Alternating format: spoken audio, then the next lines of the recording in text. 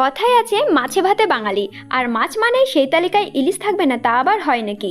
আর যাদের হাতে রান্না করার একদম সময় কম, এই রান্নাটা কিন্তু তাদের জন্য একদম পারফেক্ট, কারণ এটা মাত্র 15 মিনিটের রান্না। কি বিশ্বাস হচ্ছে না তাই তো?